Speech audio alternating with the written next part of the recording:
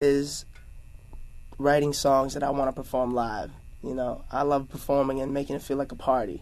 So that means don't write 100 ballads. Let's have fun. Let's write some things like Billionaire, like Nothing on You. I need my own version of those. While you're trying to create your own album, I would imagine with the success of Billionaire and Nothing on You, you're getting a lot of calls from other people. How has that been? It's definitely an ego boost, because back then they didn't want me. Now I'm hot, they y'all on me. It's great, man. I mean, we want to work with everybody.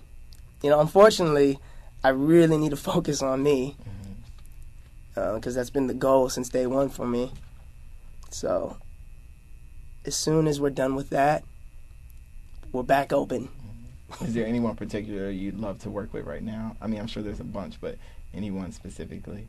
Just hearing their sound and seeing what they're doing and maybe seeing what you can add to it.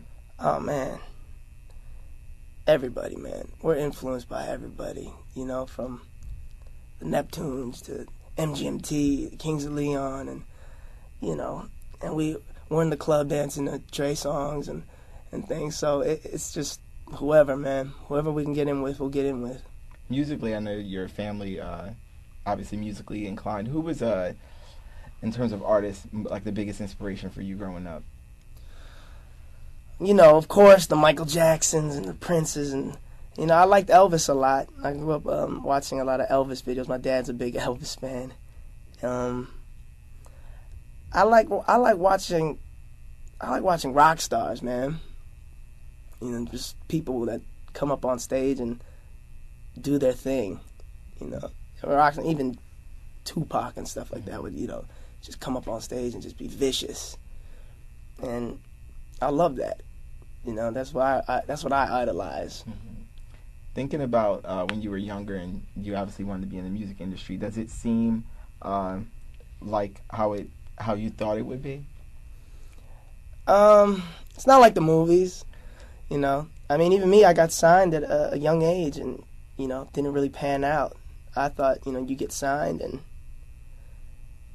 the world is yours. Then you're going to be rubbing shoulders with Timbaland. And, everyone's going to be writing songs. You're just going to be, it's not like that at all. And I needed to learn that, that you have to do it yourself. You have to write your own song, You have to walk into these labels with your package. This is what I am. I'm Bruno Mars. Here you go. Get in or get out. And I'm happy that it took as long as it took, because I really get to put out what I want to say. I get to say the things I want to say.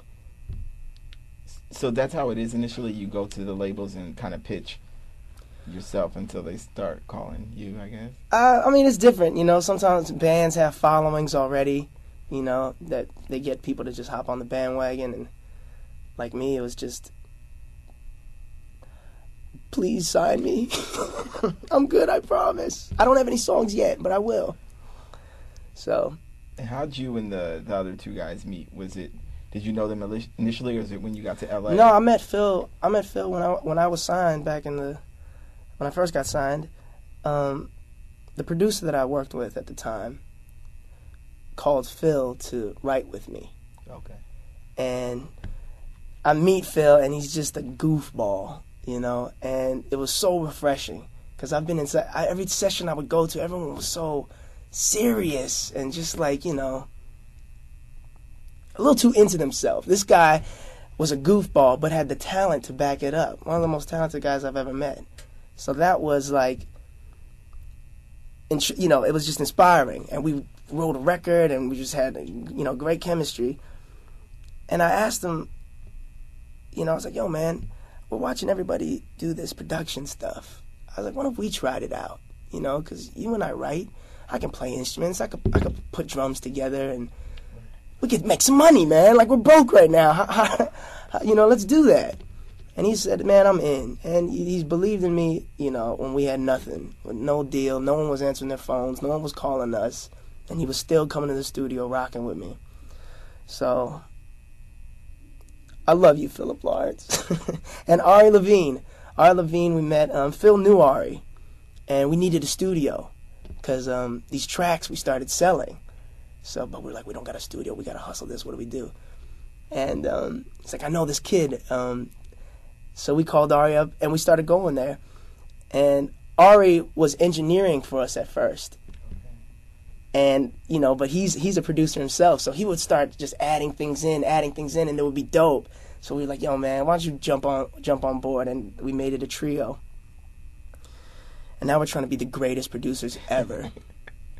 I wonder, how is it different when you're just producing a song that could be for someone else versus producing the own tracks for your own album? You know what, man? It's easier for me to do it for someone else. Okay.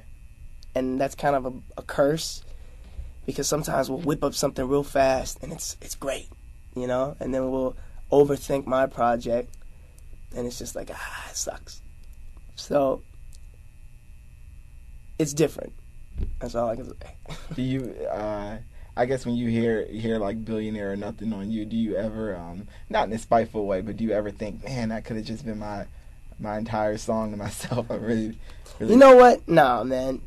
Nothing on You, I think the contrast of that song is really what made it.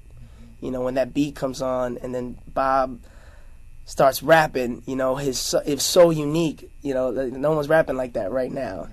And he's saying some great things in those verses. And then I come in with the lullaby hook. You know, I think that's what really made it special. And Travis taking the song Billionaire and talking about basically just giving it all away, that's what makes it special, you know. When we do it live, though, they can't come on the road with us, so you're going to get the Bruno Mars version of Nothing on You and Billionaire, but I think that's why those songs have made an impact, because of the contrast. Do you, are you going on tour? Yeah, actually, we just found out we're opening up for One Republic and Maroon 5 in October in the West Coast, some West Coast dates. I wish I knew the exact dates I would promote it, but that's a big tour, man. Big fans of both those bands, and I think it's a great look. Ideally, would you like to see your record come out this year, or are you just gonna, I guess, let it pan out, see what happens? I gotta write the right songs, you know. That's the main thing. What do you mean by right? I mean, this is my product, man. This is my first album, and now I gotta compete with, you know, songs that I'm featured on, and I want to make sure that, you know, people are gonna get as much love and time and effort I put in those songs as I do on my album, if not even more. Right. You know. So a lot of your fans are watching now live. If there's anything you want to say to them, I love y'all. Expect it. It's coming. I promise. The Mars Army. That's what I call the fans, by the way. There's all 7 of them right now. We're trying to recruit more. Cool. Thank you guys for watching. And so then we're also working on a Michael Jackson anniversary special. So we're asking people, if you could choose one word to describe Michael, what would it be and why? If I could choose one word to describe Michael, the greatest that's ever done it. You know, you can go to a Michael Jackson concert. I guess that wasn't one word, huh?